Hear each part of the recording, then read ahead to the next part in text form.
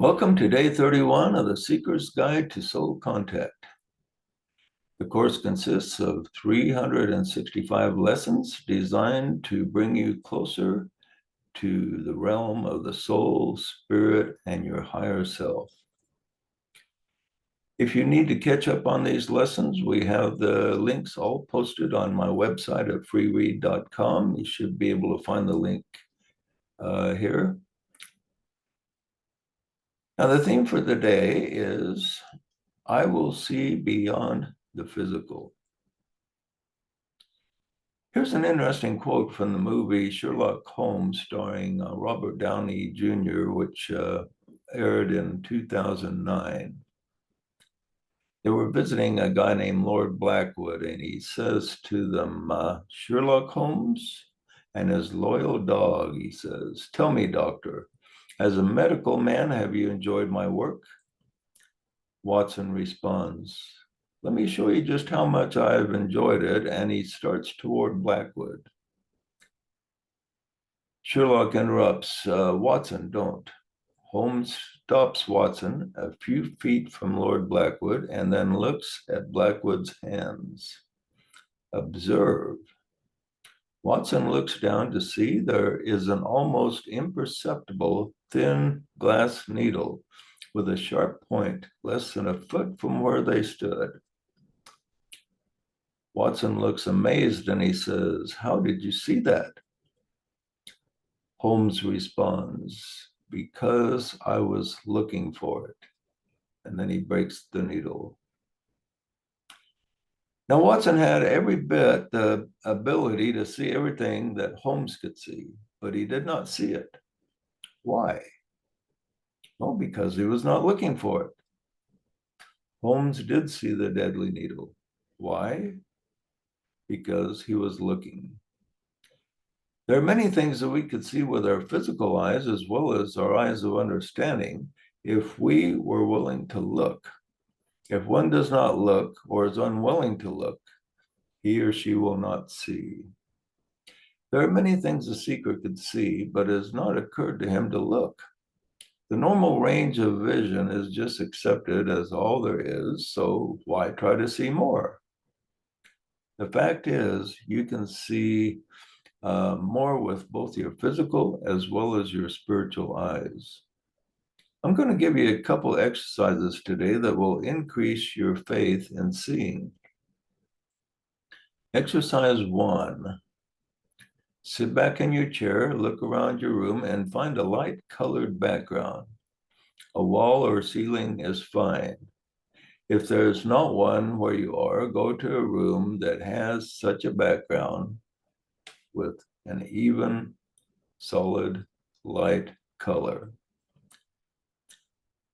Hold your hand up against the background with your thumb and index finger, which is touching like I am, about a foot from your eyes.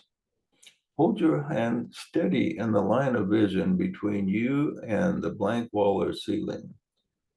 Next, slowly separate your finger and thumb until there's about a 1/4 inch of space between them.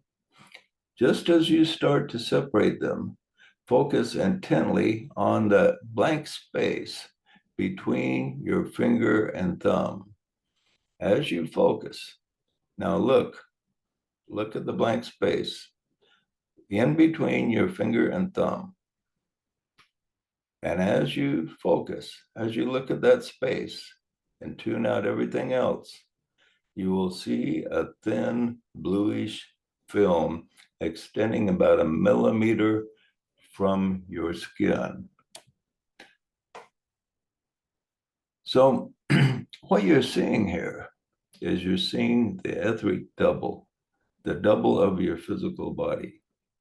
If you do not see it at first, keep looking at that empty space, letting your mind go blank, tuning out the physical.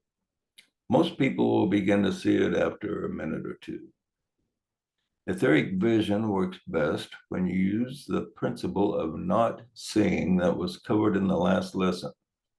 Tune out the physical and just look at the empty space, and the etheric vision will manifest. Here's another exercise. Find another person and have him or her stand perfectly still in front of a light-colored solid wall.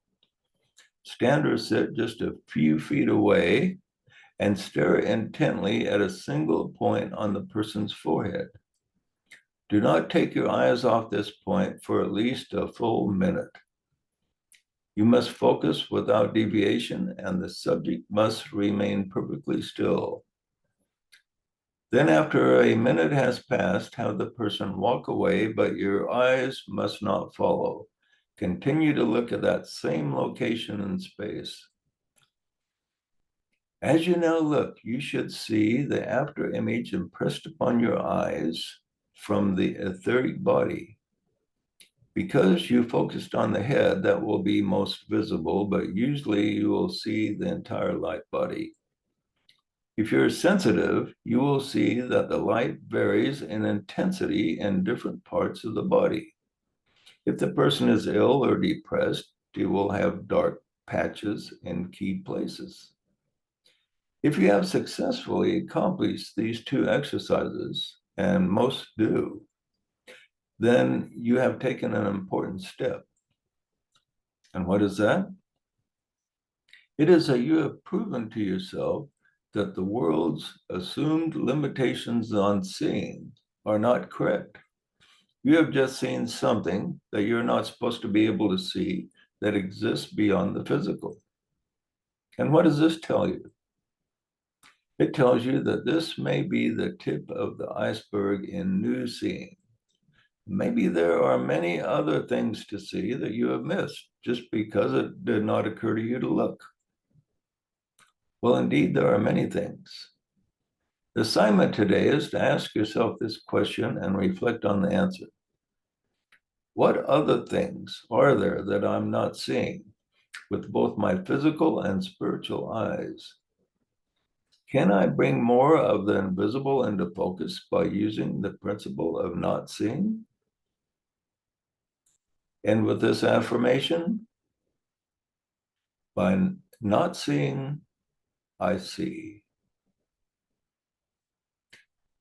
Think on that thought till tomorrow, and we will see you then.